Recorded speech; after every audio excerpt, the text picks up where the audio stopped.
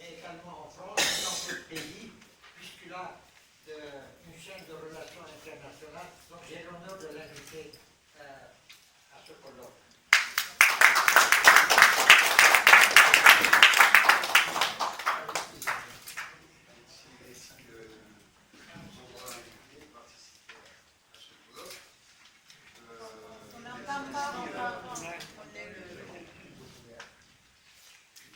Merci aussi au bureau organisateur pour l'organisation de ce colloque. Moi, je vais participer effectivement par une réflexion qui va certainement durer 5 minutes. Et ce que je tenais ce qui me fait beaucoup plaisir, c'est que je me retrouve devant par terre de personnalité. C'est toujours assez émouvant de voir des gens qui ont une certaine expérience autour de vous et d'avoir le courage d'être avec eux et de s'affirmer soi-même. Ce n'est pas toujours évident. Voilà. Donc je vais vous, si vous le permettez, je vais rester debout pour partager cette réflexion avec vous. Et donc je vais peut-être garder le micro.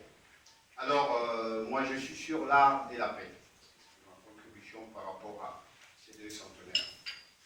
Alors, avant de commencer ce discours, parce que l'exceptionnalité et la particularité de l'artiste est le produit universel de l'intelligence, je vais commencer ce discours par la réflexion de Haïlé Sélassié, que vous tous, pour certains, mais beaucoup connaissent, 1892-1975, prononcé aux Nations Unies le 4 octobre 1963. Il disait, tout au long de l'histoire, il y a eu l'inaction de ceux qui auraient pu agir, l'indifférence de ceux qui auraient dû en savoir plus, le silence de la voix de la justice quand il importait le plus qu'on l'entende, qui a rendu possible le triomphe du mal. Voilà ce que Haïlé Sélassié disait le 4 octobre 1963 aux Nations Unies. Bon. Pour moi, l'art apparaît comme un médicament, la paix comme un calmant. Mais aucun médicament ne peut soigner les douleurs de l'âme.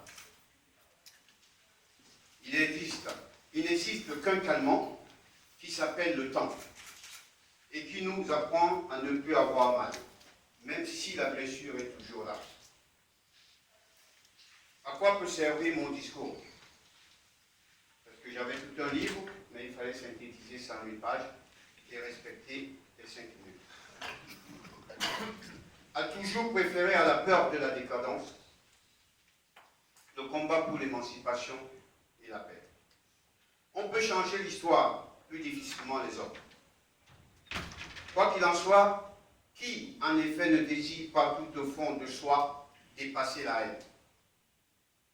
La haine ne fait du mal qu'à celui qui est, pas celui qui est haï. Qui ne souhaite pas vivre en paix, en sécurité? Notre société contemporaine a ceci de particulier qu'elle nous semble bien souvent obéir à des principes qui nous échappent. Consumérisme et société médiatique paraissent dominer largement le jeu social, au point de discréditer les institutions. L'impression que la démocratie est confisquée et celle que le pouvoir est exercé par des puissances dont nous ne savons presque rien revient avec insistance. Le sentiment d'impuissance à mener leur propre destin qu'éprouvent nombre de peuples est celui que la démocratie n'est plus conforme à sa définition, c'est-à-dire un régime dans lequel le pouvoir est exercé par le peuple. Sont-ils des illusions? Comment retrouver une vitalité démocratique? Comment refonder la démocratie? Une société dans laquelle le dialogue, la persuasion, le récit d'une histoire commune, la formulation contradictoire d'un avenir souhaitable ne permettrait-elle pas d'éviter la violence, les clivages et la loi du plus fort? La citoyenneté doit être à la hauteur de l'éducation. l'éducation à la hauteur de la justice. C'est Dieu qui donne la vie. Les hommes ne font qu'éduquer. Pour moi, la vie a 4 sens. Amour, souffrance, lutte, liberté. Celui qui aime souffre. Celui qui souffre lutte. Celui qui lutte est un homme libre. Aime autant que tu peux. Souffre le moins possible. Lutte tant qu'il le faut et reste toujours un homme libre. Peuple d'Arménie, n'ignore jamais une personne qui t'aime, une personne qui s'inquiète pour toi, une personne qui s'amuse de toi, une personne qui a une très belle amitié pour toi. Car un jour, tu pourras te réveiller et te rendre compte que tu as perdu la lune en essayant de compter les étoiles. Et comme le disait Martin Luther King, je parraine et je cite, « Nous devons apprendre à vivre ensemble comme des frères. Sinon nous allons mourir ensemble comme des idiots. »